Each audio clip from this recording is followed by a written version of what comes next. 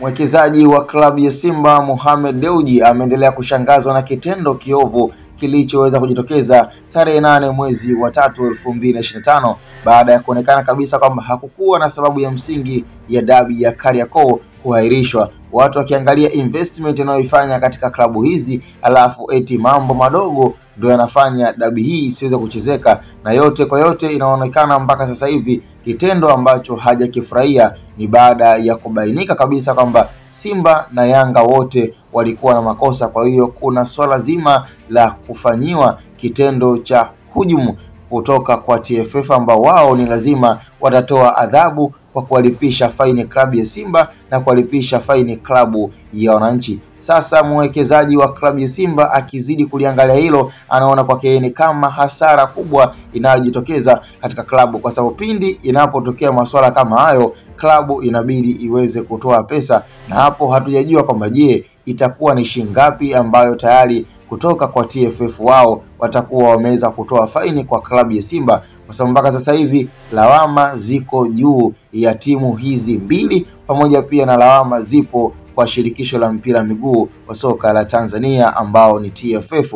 Ni swala ambalo limeweza kuwakera sana mashabiki na hata wadau wa soka ambao wameweza kuona kabisa kwamba ni ukireketwa unaozidi kuendelea. Sasa je, soka la Tanzania linaweza likadumu ama linaweza likakua? Zaidi ndo kwanza tunazidi kupromosha na tunazidi kuonesha dhahiri shairi hata kwa zile nchi jirani kwamba klabu ya Simba na Yanga kwa sasa zinaonekana kuwa ni klabu kubwa sawa kiafrika, lakini ligi yetu inaonekana kwamba bado haijakaa sawa, bado kwenye swala zima la mipangilio na hata kwenye upande wa schedule kuheshimiwa. Ratiba ama fixture inayotolewa na shirikisho la mpira miguu wa Tanzania inakuwa sio rahisi kuvunjwa katika ligi za wenzetu, lakini kwa Tanzania imekuwa ni swala kawaida kwa Simba na Yanga pindi wanapoweza kufanya maamuzi yao haya ambayo yamekuwa yakijitokeza mara kwa mara, kwa sababu kwa miaka ya nyuma klabu ya Yanga ilisha kufanya tukio kama hili ambalo halikuwa la kiungwana. Baada ya kuonekana kwamba kulikuwa na lisali moja la kuchelewa,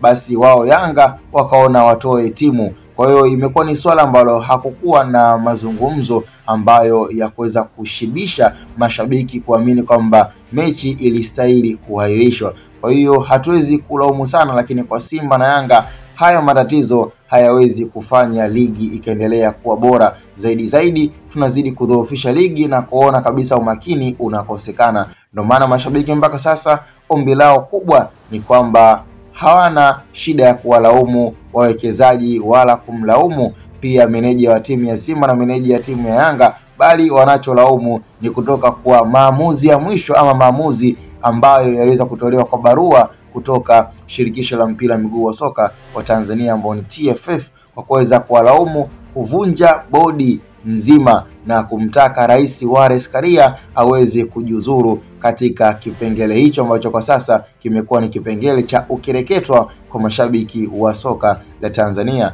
Tukutane kwenye comment. Ni Hatboy Media.